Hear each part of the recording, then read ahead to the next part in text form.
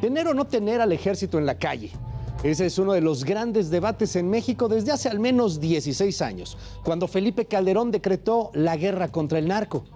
Desde entonces, con el ejército asumiendo gran parte de la seguridad de nuestro país, la violencia, desgraciadamente, no ha menguado. De hecho, las atrocidades de los narcos, del crimen organizado, se multiplican día con día. El gobierno del presidente López Obrador hizo una apuesta alta, dotando a los cuerpos castrenses de muchas tareas. Y es que el ejército y la marina hacen de todo, desde la construcción de vías férreas y aeropuertos hasta el control de capitanías de puerto. Desapareció también este gobierno la Policía Federal. Era el único mando 100% civil que tenía nuestro país. Y hoy el debate se reaviva. ¿Deben o no los militares asumir por completo el control de la seguridad de México? ¿Puede el presidente López Obrador, sin el apoyo necesario y total del Congreso, ordenar algo así vía decretos? ¿Y qué haríamos si el ejército se regresa a los cuarteles? ¿Qué hacemos si el ejército no está para cuidarnos? Hola, bienvenidos, buenas noches. Me llamo Luis Cárdenas y esto es Contracara, aquí en El Heraldo Televisión. Comenzamos. Gran polémica y revuelo ha causado el presidente López Obrador con su anuncio de emitir un decreto para que la Guardia Nacional dependa completamente de la Secretaría de la Defensa Nacional. Este planteamiento fue rechazado casi de manera inmediata por organizaciones de la sociedad civil y miembros de la oposición, quienes ya advirtieron sobre la posibilidad de llevar el caso hasta la Suprema Corte de Justicia de la Nación. Ya la cuestión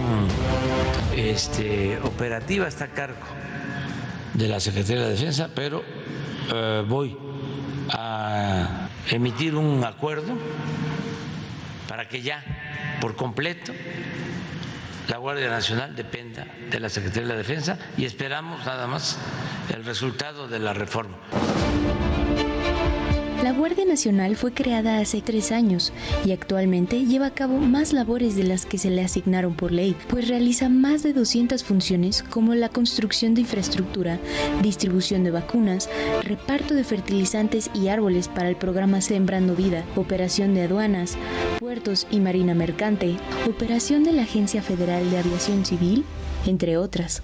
Desde el anuncio del titular del Ejecutivo el pasado 8 de agosto, expertos en temas de seguridad y política han advertido que en caso de suscribirse, el acuerdo sería violatorio a la Constitución, pues esta establece que la Guardia Nacional debe ser una corporación civil bajo mandos civiles e integrada por civiles que está adscrita a la Secretaría de Seguridad. De acuerdo con lo señalado por la ley, la Guardia Nacional es una institución de seguridad pública de carácter civil, disciplinada y profesional.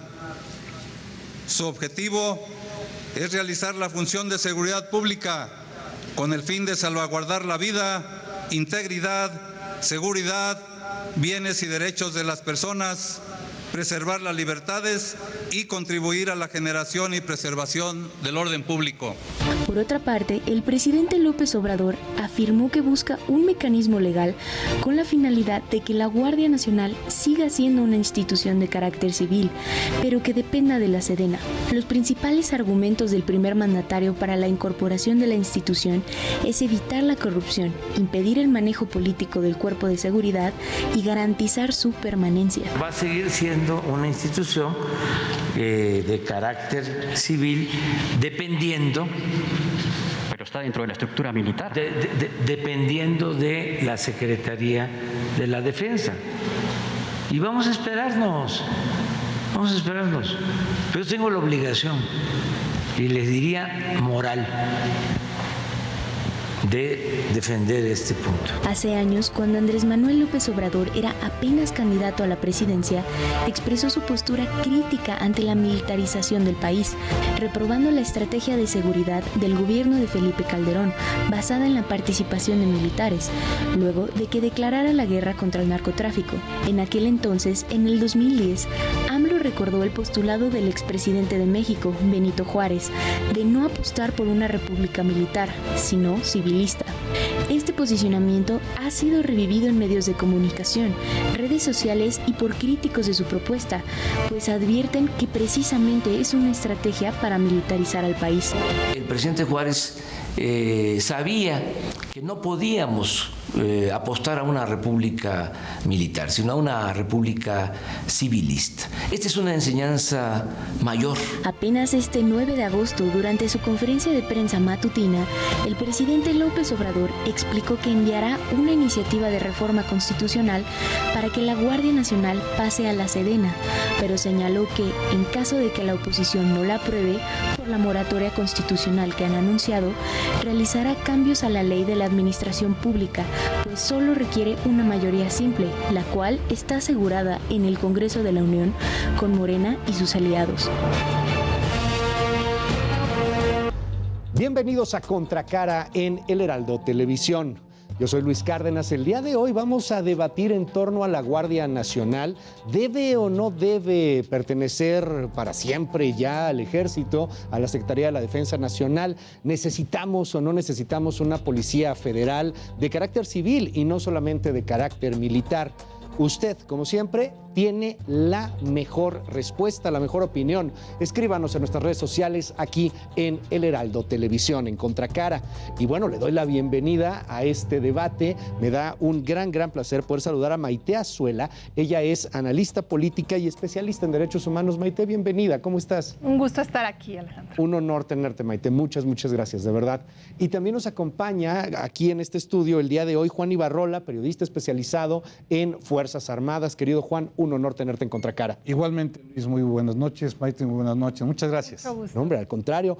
Vamos a empezar a definir algo entre... Yo estoy seguro que hay dos visiones muy distintas entre ustedes dos en esta pregunta. Primero, ¿qué es un ejército? O sea, ¿qué es el ejército? Porque hay quien dice que el ejército está para proteger la soberanía, algo como lo que pasó ayer en Jalisco no violenta nuestra soberanía, lo que pasó con el cártel Jalisco Nueva Generación, quemando coches y haciendo los destrozos en Jalisco y en Guanajuato, no violenta la soberanía. ¿Qué es un ejército? ¿Qué tendría que hacer un ejército, Maite? Bueno, un ejército es un grupo entrenado, ¿no?, con estrategia militar, es decir, estrategia para la guerra, ¿no? Normalmente los ejércitos que se conforman en las naciones democráticas, lo que están es preparados para atacar al enemigo, y se piensa en el enemigo pues como un país distinto al propio. En realidad, las Fuerzas Armadas en México, que están integradas no solo por el ejército, sino también por la Marina, han tenido una historia permanente de participación y colaboración en distintos asuntos públicos de nuestro país, sobre todo en aquellas crisis que se ocasionan, por ejemplo, con terremotos o con huracanes, en donde vemos que la actividad de nuestras Fuerzas Armadas es completamente solidaria y que le da muchísima legitimidad y reconocimiento ante la población. Creo que sin adelantarme más a las siguientes preguntas, lo que se ha confundido ya es esa presencia de las Fuerzas Armadas en situaciones de emergencia excepcionales y su presencia para poder pues contrarrestar las fallidas políticas de seguridad que se han tenido en sexenios propios y ahora diría en este mismo sexenio. Hasta ahí lo dejo por ahora, Alejandro. Juan, ¿qué es un ejército? Un ejército es un contingente humano que, como bien lo dice Maite, tiene un adoctrinamiento. Esta es una parte importante, tiene adiestramiento, tiene misiones constitucionales, que estos son casi todos los ejércitos, y digo casi es porque hay algunos que no se apegan a la Constitución o a sus constituciones, sí, claro. Pero en este caso sí tiene que tener misiones constitucionales perfectamente definidas para que justamente, como bien lo mencionas, la primera tiene que ser la protección y defensa de la soberanía nacional, sea la que está afuera, cualquier tipo de amenaza, no solamente una amenaza bélica, una amenaza pandémica como la que seguimos viviendo con COVID, amenazas de tema ambientales como las que también se tienen. Y en el caso de México tenemos un ejército o unas Fuerzas Armadas, como bien lo mencionas, ejército de tierra, de mar y de aire, donde su segunda misión constitucional es participar en el desarrollo nacional. Desarrollo nacional entendiendo temas de seguridad pública, desarrollo nacional entendiendo temas donde se participe en proyectos. Claro. Como bien lo dice Maite, vamos a dejar Sí, ahorita entramos al tema. Ahorita entrar al entramos debate. también. Sin embargo, estas misiones constitucionales son los que lo definen, son los que le dan un marco jurídico, una certeza jurídica a los soldados, pero básicamente están con estas dos misiones constitucionales y se definen por una ley de justicia militar. Recordemos que las Fuerzas Armadas están bajo leyes militares en primer lugar, pero también importante decirlo, también se deben de atener por fuerza a las leyes civiles, cosa que ha ido mejorando o modernizándose en favor de la sociedad. Pero déjenme hacerles esta pregunta. O sea, acabas de mencionar una palabra que a mí me estalló, se me hizo clave: misiones. Me imaginé un poco las películas, ¿no? O sea, la misión es rescatar al soldado Brian, ¿no? La misión es apagar el incendio, la misión es llevar medicinas. Hay una misión que tiene primero una concepción, luego el inicio, la estrategia, y entiendo que las misiones deben de tener un final, ¿no? ¿Cuál es la misión del ejército en México entonces en este momento en materia de seguridad? ¿Estamos de acuerdo en que el ejército tiene que tener esa misión? ¿Lo entiendo bien? Totalmente. Maite. Totalmente. Y entendamos también, entendamos también al ejército o a las Fuerzas Armadas como la única institución permanente del país. Esto es importante. Es decir, bien lo mencionas, ¿en dónde termina esa misión? Sí, claro. Hay misiones que son permanentes y no terminan, que se basan en necesidades, que se basan en retos, en amenazas que el país tiene. Esto que mencionas bien, que sucedió en Jalisco, que sucedió en Guanajuato, y que estamos viendo una gran cantidad de situaciones en materia de seguridad pública, pues simple y sencillamente nos dan la respuesta, Luis, Maite, no acaban. Es decir, son misiones que son permanentes, que se van desarrollando en función de lo que sucede tristemente en México ya día a día. Pero no tendrían que ser permanentes. No tendrían que y ser, de hecho, terminar esta misión. hablabas de las leyes, ¿no? E incluso pues de cómo ellos mismos tienen un fuero que les permite operar de una manera diferente e incluso recibir penalizaciones distintas a las de los civiles, pero que tratan de alinearse a las leyes civiles. Hay algo que está por encima tanto de las leyes civiles como de las leyes del ejército, que es la Constitución. Y si en algo ha dejado claro la Constitución la colaboración de las Fuerzas Armadas, es en que sus intervenciones, no se habla de misiones en la Constitución, pero sí podemos decir que sus intervenciones tienen que ser excepcionales y con una temporalidad definida. Eso fue uno de los grandes aciertos de cuando se reguló constitucionalmente la participación de la Guardia Nacional como este nuevo cuerpo que le iba a dar de alguna manera una estrategia más sólida a la ruta que el presidente Andrés Manuel López Obrador veía para contener estas amenazas, ¿no? Que pueden ser desde la participación del crimen organizado hasta otras distintas de seguridad nacional específicamente, y que pues quedó acotado para que fuera con una fecha determinada y sobre todo para que tuviera un mando civil. Creo que es un poco lo que se ha desatado en estas últimas discusiones. Era una misión que, para entenderlo, era una misión que se iba a acabar. O sea, claro, iba a acabar con esa misión. Tiene fecha límite, incluso. ¿Cuándo era la fecha límite? ¿No? E incluso sabemos que a finales de este sexenio tendría ya que estarse trabajando, más bien durante este sexenio tendría que haberse trabajado paralelamente en la conformación de una fuerza civil que fuera sustituyendo la incorporación del ejército en estas áreas de seguridad pública, que es excepcional, insisto, y temporal, para que paulatinamente, como el presidente lo prometió cuando estaba en campañas, regresaran los soldados a sus cuarteles. ¿Qué ha sucedido? Que se abandonó por completo la tarea de construir esta policía o este cuerpo civil, que pudo haber sido la misma Guardia Nacional. Creo que esa fue un garrafal error de esta administración, porque lo pudo haber dotado equilibradamente de un cuerpo de civiles y pudo haber fortalecido la cabeza de la Guardia con un perfil civil. Sin embargo, le dio toda la concentración y el perfil al ejército, y ahora está pretendiendo que el mando pues corresponda a la Sedena, ¿no? Juan, Maite, los mexicanos tenemos una memoria bastante selectiva. Bueno, las sociedades en general creo que de repente tienen una memoria bastante selectiva. Yo recuerdo mucho porque platiqué contigo, Maite, en distintos espacios, con distintos especialistas. ¿Qué era eso de la Guardia Nacional? Había quien decía que era un Frankenstein institucional, algo muy raro.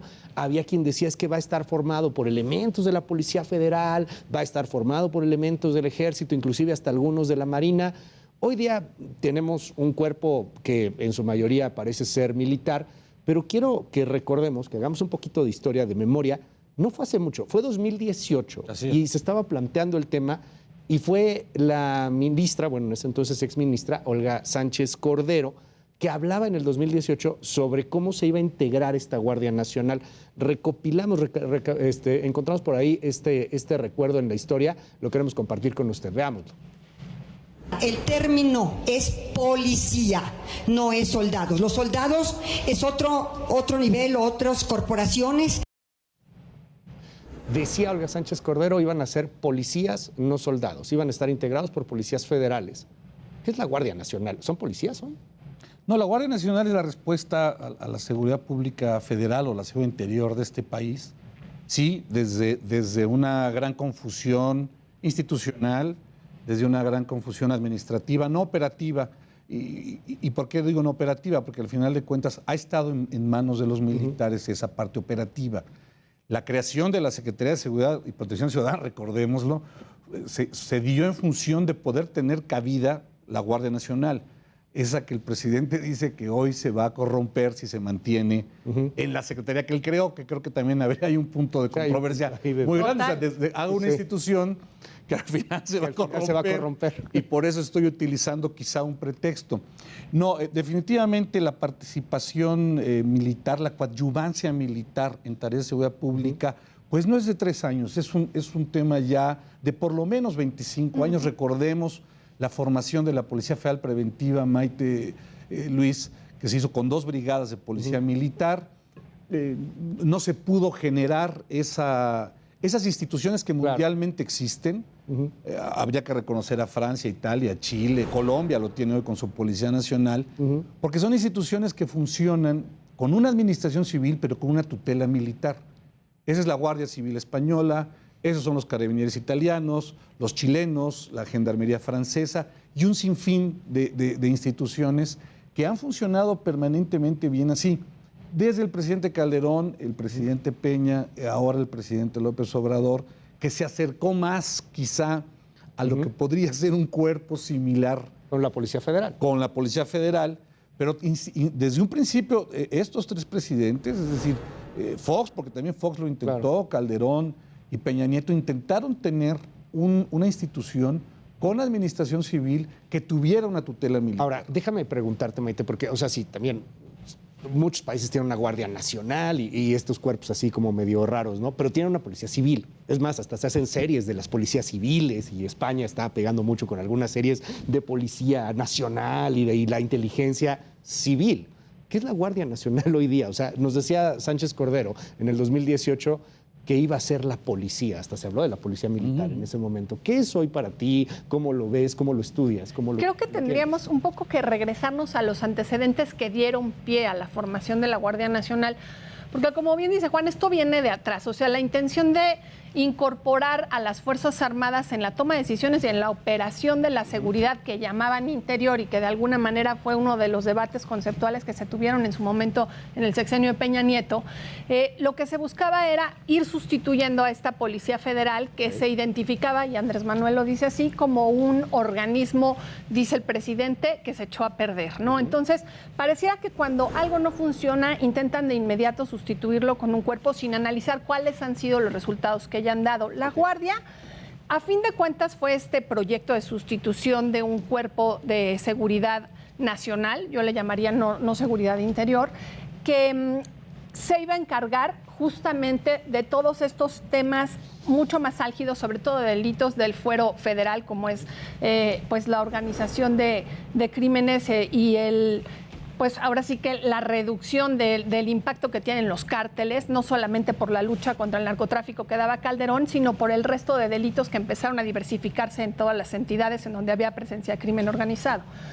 Lo que es de llamar la atención es que el diagnóstico para formar la Guardia Nacional fue un diagnóstico fallido, porque lo que hizo el presidente Andrés Manuel López Obrador fue apostar primero a dar por hecho que lo que la Policía Federal había conseguido era necesariamente equivocado y ya estaba hecha a perder, como poniendo sus propias palabras.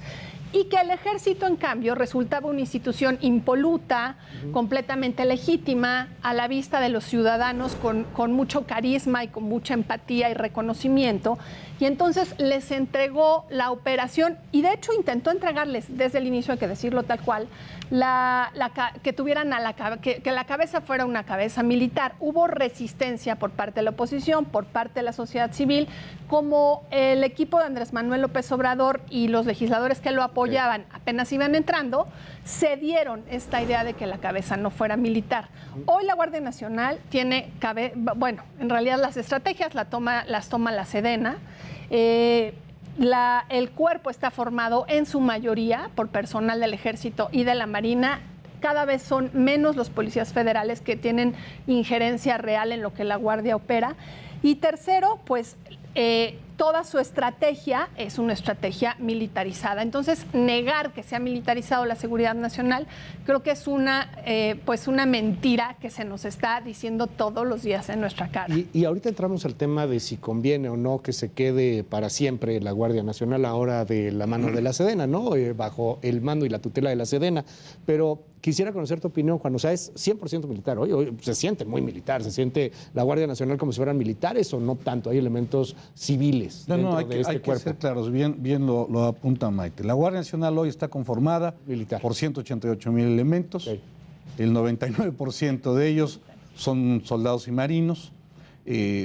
Sí, y aquí valdría la pena abrir un debate conceptual, no valdría la pena abrir el debate conceptual, pero básicamente lo que sí buscó la Guardia desde un principio, o por lo menos la posición militar lo que buscaba en un principio, quizá contrario a lo que el presidente podría querer o vislumbrar en función de esa corrupta policía federal. Creo que el presidente entendió que García Luna seguía dirigiéndola, pero eso ya había pasado antes. Pero efectivamente, la seguridad nacional tiene que estar a cargo de los militares, eso es una realidad. Seguridad pública, entraríamos ahí sí en el debate, sería un debate muy rico, porque efectivamente tenemos un problema de seguridad pública, seguridad interior o seguridad intermedia muy grave en el país. Es decir, se dejó que los municipios y los estados se debilitaran de una manera tal, y aparte habrá que darle también su cargo de responsabilidad a este gobierno, porque bueno, aunque su debilitamiento no comenzó aquí, es un debilitamiento de por lo menos... Se ha intensificado con eso. Se ha intensificado porque los recursos no están fluyendo, no tienes policías municipales ni policías estatales que puedan hacer frente a la seguridad pública. La seguridad pública para el auditorio es muy fácil de entender. Es todo lo que afecte a mi persona o a mis bienes, mi coche, mi casa, mi reloj, mi teléfono, mi cartera, mi sueldo, que me lo roben. Para eso hay un primer nivel de respuesta de gobierno que tiene que ser municipal, es donde comienzan los delitos. Es decir, la Guardia Nacional no puede estar yendo a detener al machincuepas que roba. Sí, a los que roban la combi en el Estado de México todos los días. Para eso no tendría que estar. Es decir, aquí sería el deber ser contra la realidad, que esta es la parte interesante. Con una policía civil que está total y completamente rebasada. Habrá excepciones, les pongo un dato estadístico. En México, 2 de cada 3 policías municipales y estatales jamás ascienden en su carrera, no tienen seguridad social, si mueren las familias quedan desamparadas, no tienen entrenamiento, no tienen equipamiento. Hay policías municipales que ni armas tienen. Entonces, cuando tienes un problema de base, como bien lo dijiste tú, Maite, aquí Presidencia de la República no analizó correctamente el problema, aunque estoy seguro que los militares se lo plantearon diciéndole, a ver, el problema no es federal, el problema es de seguridad pública, donde se tiene que entender que si no se fortalecen esas policías, el problema se va a seguir transfiriendo, como desde hace 20 años. Planteas algo importantísimo y ahorita lo debatimos. ¿Qué tanto los militares en general quieren tanto poder y quieren tanta fuerza? Hay quien opina, oye, a ver cómo le vas a quitar esto en algún momento cuando llegue otro presidente o presidenta. O otros dicen, oye, los militares lo que quieren es deshacerse de tantas responsabilidades, no están desgastándose mucho. Vamos a platicar al respecto del tema después de la pausa, pero sobre todo yo quiero que platiquemos con usted, Síganos en El Heraldo Televisión, síganos aquí en Contracara. ¿Qué opina? ¿Debe de estar el ejército en las calles? ¿Y qué hacemos si no está el ejército en las calles? De hecho, ¿cómo se siente? ¿Se siente seguro? En algunos estados de la República, el problema ya no tiene que ver con que les roben la cartera, tiene que ver con que puedan sobrevivir.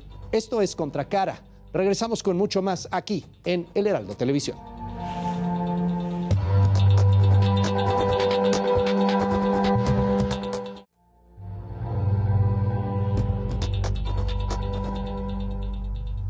Ya regresamos a Contracara aquí en El Heraldo TV. Estamos platicando sobre la Guardia Nacional, sobre la militarización o no del país. Oiga, salimos a la calle y le preguntamos a usted qué opina al respecto de este tema. Quiero compartir un poquito de lo que nos dijo la gente y creo que vale la pena que se una a la conversación en todas nuestras redes sociales. Esto es lo que opina la gente en torno a la Guardia Nacional en este país. La seguridad sigue igual. Desgraciadamente tenemos, escasez de seguridad pública, ¿no? El abuso de las autoridades, nada más porque tienen un uniforme y todo eso, no se me hace justo, ¿no? Y vas y denuncias y parece que no estás denunciando a nadie, ¿no?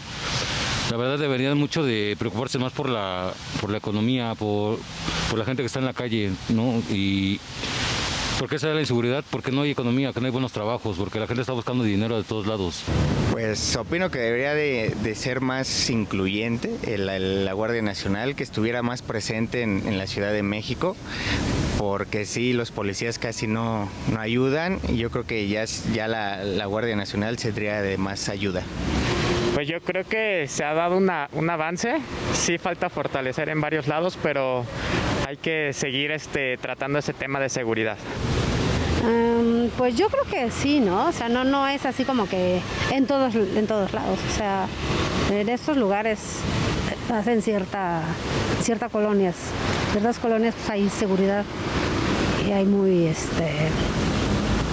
hay mucho peligro, pero sí ha ayudado a todo esto. Seguimos aquí en Contracara y bueno, el día de hoy estamos platicando en torno a este tema. Me llamó mucho la atención, querida Maite, querido Juan, lo que dice esta última señora que nos dio su opinión. La verdad es que hay muchos Méxicos. No es lo mismo vivir en el México, en el centro de la Ciudad de México, que vivir en el México en una zona conflictiva de Tamaulipas o de Guerrero o de Michoacán.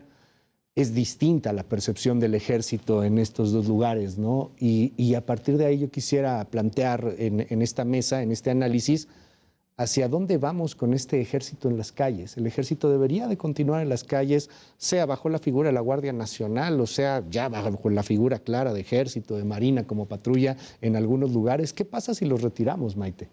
Yo creo que nadie apostó en ningún momento a que se retiraran de golpe, ¿no?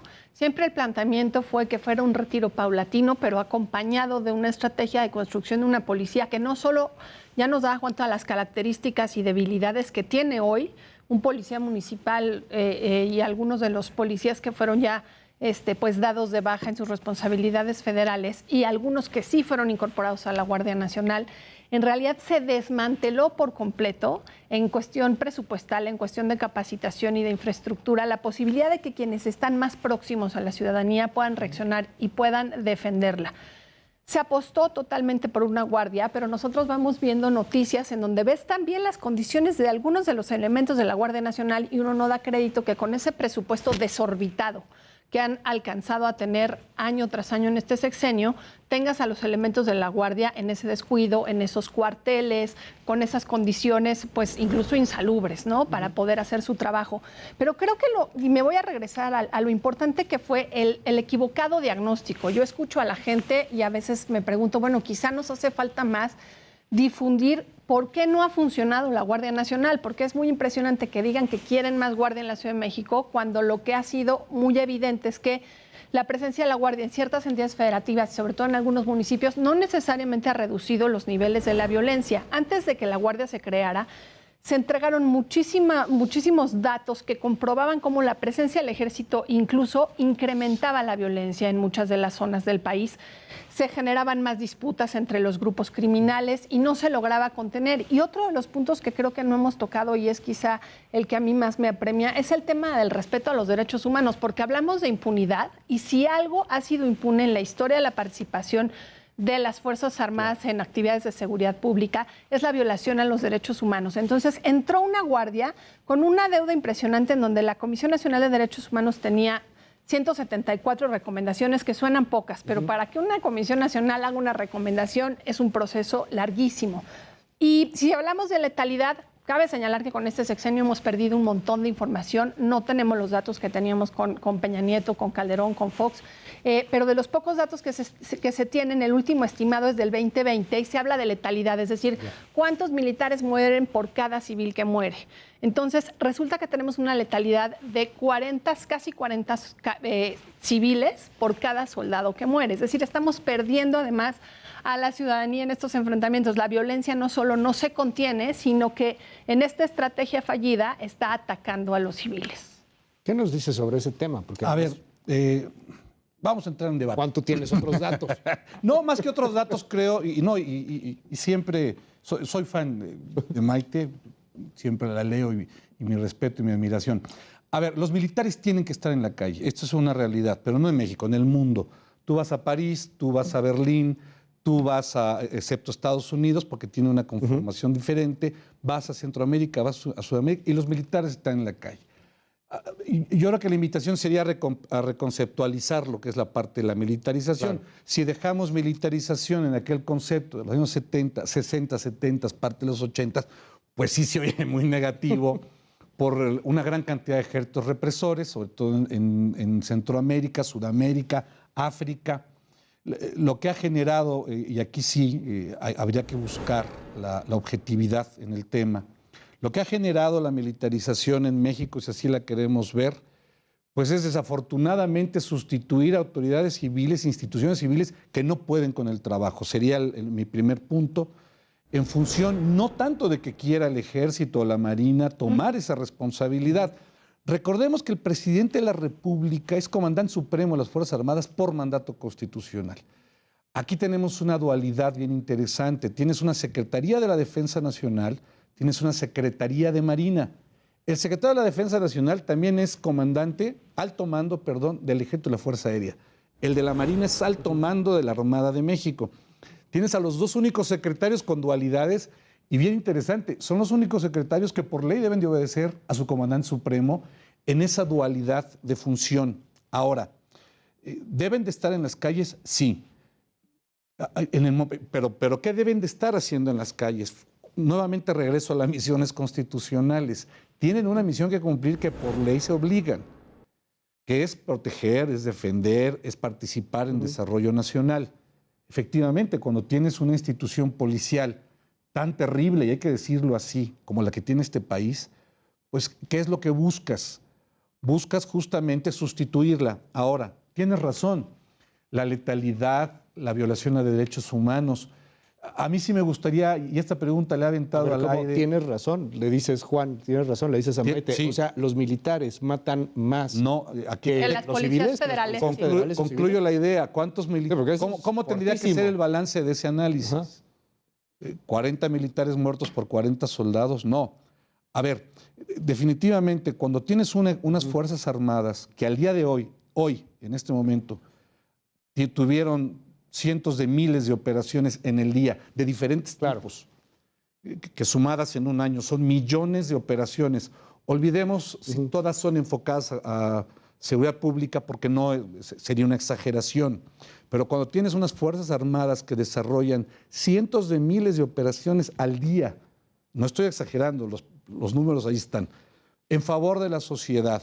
Sí, efectivamente, cuando tienes un soldado que abusó, que ha pasado, se ha sostenido, pero cuando buscas también en la parte de Comisión Nacional de Derechos Humanos, y soy el primero en alzar la voz de que ya no la tenemos, Maite, Luis, no tenemos hoy una Comisión de Derechos Humanos que pueda medir, que pueda denunciar, lo digo con mucho respeto, Porque tenemos una persona que está al frente de esta comisión que está pagando una deuda familiar histórica, lo digo con respeto. Claro.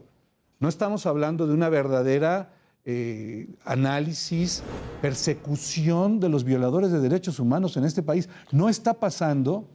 Y en el pasado, es decir, el pasado inmediato, el presidente Peña, el presidente Calderón, cuando llegaban a buscar una estadística verdadera de las denuncias de violaciones a derechos humanos, pues te dabas cuenta que la mitad nunca se ratificaban. Escucharte hoy, Juan, me sorprende en muchas cosas. O sea, evidentemente por lo que has venido estudiando durante mucho tiempo y lo que hoy planteas. A ver, el militar no pide, Luis, estar fuera de la ley. Pero yo quiero preguntar aquí, o sea, esta letalidad tiene que ver, y perdón, voy a ser total y completamente políticamente incorrecto. Sería la primera vez, ¿verdad?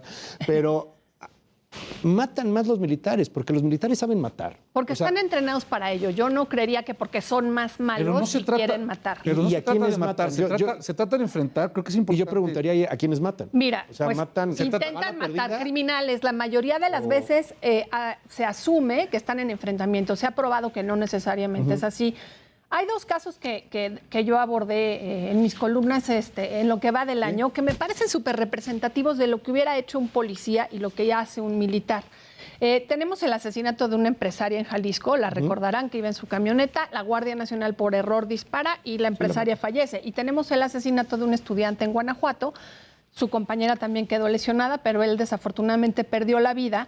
Entonces, es aquí cuando te das cuenta de que el uso de la fuerza, que son uno de estos conceptos que la Constitución intentó, que después, bueno, que la Constitución incluye y que debió de haberse regulado de manera muy detallada para que se supiera hasta dónde pueden operar en la Guardia Nacional con ciertas prácticas militares, sigue vagamente regulada. Entonces, yo no te diría la intención del ejército es matar, no, pero su adiestramiento, su adoctrinamiento, la formación que tienen no es de realizar una detención con todas las de la ley, no es eliminar al enemigo. Entonces, sí creo que apostar a una estrategia de seguridad con estas características militarizadas tiene consecuencias como las que estamos planteando, ¿no? Déjenme entrar ahí a un tema. Tú decías hace un momento, nadie lo planteó de trancazo, ¿no? O sea, vamos a sacar a los militares de las calles.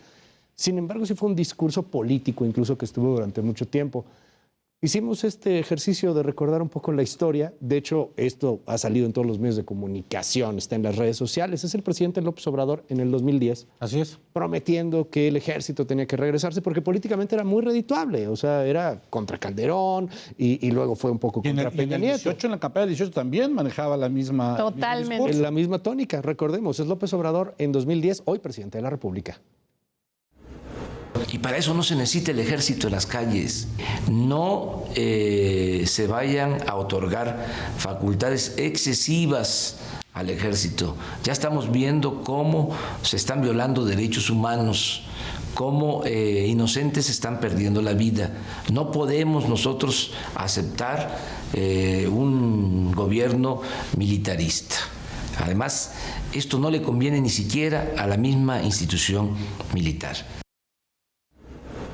A ver, o sea, no es político, ¿no? Y creo que el lujo de tener a invitados como ustedes, y de verdad es un honor, es de plácemes estar aquí en Contracara. Gracias, Maite, gracias, Juan. Gracias, Luis. Es que no nos radicalizamos, o sea, es un asunto realmente de poder tratar de llegar a algún acuerdo, de tratar de buscar un justo medio.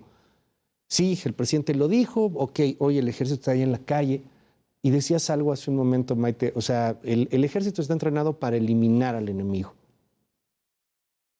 Cuando vemos a el crimen organizado, y voy a decir una barrabasada, y sé que es muy duro en el caso de derechos humanos y en el marco de un Estado de Derecho, pero cuando vemos al crimen organizado haciendo lo que hace, cuando vemos lo indecible que pasa, cuando vemos cómo secuestran, cómo torturan, cómo hacen todo lo que hacen, hay mucha gente que empieza a apoyar, no sé, inclusive a ideas tan radicales como las de Nayib Bukele, ¿no? Hay gente que está desesperada.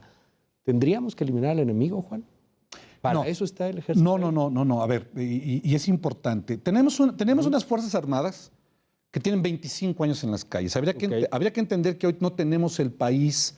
que no lo sacó Calderón, ¿eh? No tenemos un país rural, tenemos un país en su realidad urbana y media urbana. Es decir, El delito se encuentra en las calles, no se encuentra en las sierras, como pasaba en los 70s, en los 80s. La actividad criminal se bajó de las sierras, se bajó de las rancherías para tener presencia en ciudades, en urbes. ¿Qué tenemos hoy? Esto lo digo con toda responsabilidad y pleno convencimiento. Tenemos soldados, marinos y pilotos que entienden lo que pasa en las calles, que evidentemente no es el mismo combate el que vas a tener ejército contra ejército, al que vas a tener tú, coadyuvante de la seguridad pública. No olvidemos ese término. Las Fuerzas Armadas son coadyuvantes de la seguridad pública de verdaderos violadores, o en su gran mayoría de policías municipales y estatales en este país, que son terribles, que la gente los tiene en el menor nivel de confianza ciudadana. Esta es una encuesta del INEGI, no mía. Tienen a las Fuerzas Armadas como la institución de mayor nivel de confianza en el país. Por eso es bien interesante la realidad. Es decir, no sale el soldado a matar, por supuesto que no. En la gran mayoría de los casos donde ha habido abusos por parte del personal militar o naval, son gente que está presa ahorita. Recordarás, Mike, de aquella mujer de policía militar que le pone una bolsa a una detenida y que la está torturando.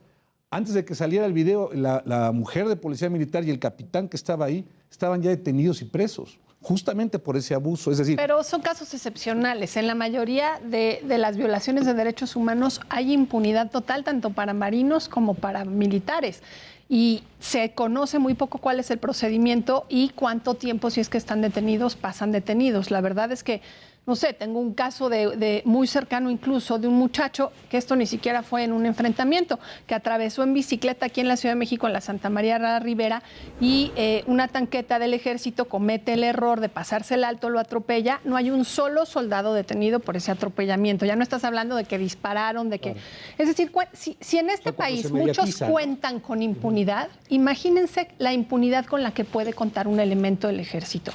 Creo que... Perdón, Maite, la impunidad se da en función de cuando sabes que no te va a pasar nada.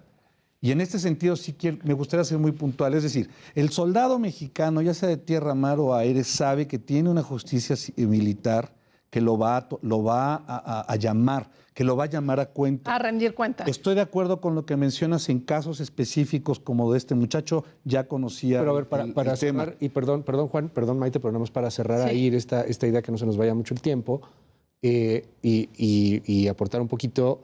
¿Será que es mediatizado? O sea, sí, este asunto como lo de la bolsa sale en la tele, sale en Fue poco mediatizado, no sé cómo lo vea Juan, yo creo que muy poco mediatizado. Atropellan a alguien en una tanqueta del ejército y igual la pudo haber atropellado un microbusero. O sea, ¿es porque el ejército no le pasa nada o es porque a nadie le pasa nada, ¿no? Yo creo que a nadie le pasa nada, pero sobre todo elementos del ejército y de la Marina no les pasa nada. Esa es la preocupación cuando hablamos de Estado de Derecho y de los riesgos que corre la militarización, no solo en términos de letalidad, no solo en términos de violación de derechos humanos, sino en términos de lo fallida que ha sido la estrategia. Mira, yo creo que nadie de los que nos opusimos a que la Guardia Nacional tuviera todas estas características militares, seguiríamos en la misma postura en la que estamos. Si hubiéramos visto que estos 3 años la violencia se redujo radicalmente, las comunidades tuvieron una identidad cercana con la Guardia Nacional, se equilibró la conformación entre civiles y militares.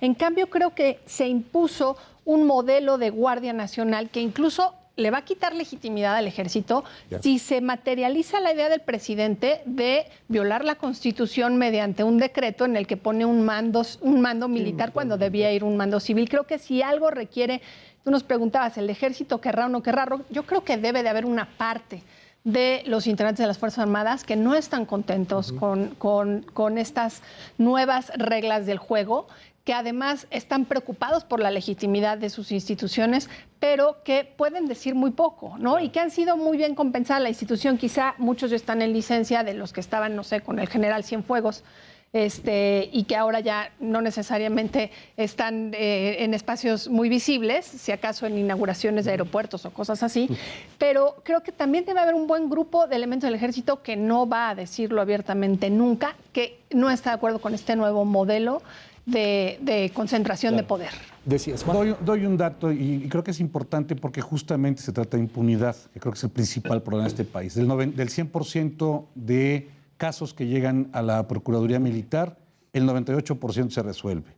El 2% queda impune. En el caso de la justicia civil, el 2% se resuelve y el 98% queda impune. Todo, ¿no? A ver, creo que sí es bien interesante comprender algo.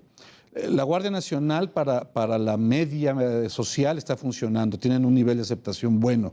Evidentemente no tenemos tanta presencia en Ciudad de México, pero en otros puntos del país se tiene. Tomemos en cuenta que para un país de 130 millones de mexicanos, si tenemos a un poquito más de 320,000 elementos de Fuerzas Armadas, incluida Guardia Nacional, pues para un tamaño del país tan grande como el que tenemos, sí es reducido, sí es escaso. Ahora, ¿por qué comento esto? Los espacios se recuperan. Esto lo han hecho las Fuerzas Armadas. ¿Cuántas veces se ha recuperado Ciudad Juárez, Acapulco, Nuevo Laredo, Monterrey? Es decir, vas, recupéraselo, le quitas el espacio al crimen, se lo entregas nuevamente a la parte civil y a los 2 o 3 meses lo vuelven a perder. ¿Por qué? Porque finalmente, y no es competencia, creo, de las Fuerzas Armadas, esta parte de la fortaleza institucional de gobierno municipal, de gobierno estatal y, perdón, de gobierno federal, que no es responsabilidad de las Fuerzas Armadas, está completamente debilitada, no tiene una presencia ante la gente. Tenemos una policía en muchos lugares muy identificados donde el narcotráfico es el que manda. Entonces, tenemos un problema, como bien lo dices, sí de origen, sí mal evaluado y que está llevando a este país a una situación verdaderamente complicada. Estamos casi ya por cerrar, pero es que dijiste algo, Juan, no sé, a mí ahorita como que me hizo boom la cabeza. ¿Cuántas veces se ha recuperado Ciudad Juárez? Bueno, debería haberse recuperado una. O sea, y la vuelves a tomar y la vuelves a tomar. Para toda la gente que nos está viendo en estos momentos aquí en El Heraldo, yo creo que hay muchos a los que francamente en este momento no les importa si sea el ejército, si sea la policía, si sea Superman, si sea Batman, quien pueda llevarles justicia y quien pueda llevarles la seguridad de poder salir a la calle. Digo, no se hable de Michoacán, no se hable de todo lo que está pasando en varias zonas de Guerrero, no se hable de la impunidad que se vive, por ejemplo, en estados como Morelos, por citar algunos, porque francamente es un país devastado. Yo quisiera preguntarles, para que pudiéramos cerrar esta mesa, ¿qué hay en el límite de nosotros como sociedad? Cada vez vemos lo indecible, vemos fosas clandestinas. Vi otra vez una nota, y discúlpeme, ya sé que es lo peor que puede usted escuchar antes de dormir. Hornos clandestinos en Sinaloa. Ya no era la fosa, ya eran hornos clandestinos en Sinaloa. ¿Cuál es nuestro límite como sociedad? ¿A dónde vamos a llegar si todo esto continúa? Maite. Creo que lo que tenemos que hacer es difundir lo que ha pasado y entender que no importa si gobierna el PRI, el PAN, Morena. Las decisiones que se han tomado han sido de una estrategia de seguridad fallida, algunas veces incluso lo vimos, por ejemplo, con la liberación del Chapito, complacientes y muy laxas para con el crimen organizado con más poder en el país. Y creo que a veces dejamos de imaginar otras posibilidades. Creo que llegó el momento y quizá este planteamiento de poner bajo la cabeza de la Sedena la Guardia Nacional pueda producir este tipo de debates y de deliberaciones entre expertos, pero sobre todo entre tomadores de decisiones, para empezar a plantear un modelo de seguridad civil. Tenemos 3 años para ello, para empezar a fortalecer a las policías locales, a las policías municipales, para generar estrategias incluso de pensar en que esto a mucha gente no le gusta, pero yo creo que si Colombia ha tenido ciertos éxitos, tiene que ver con cómo decidieron hacer un planteamiento de justicia transicional, ¿no?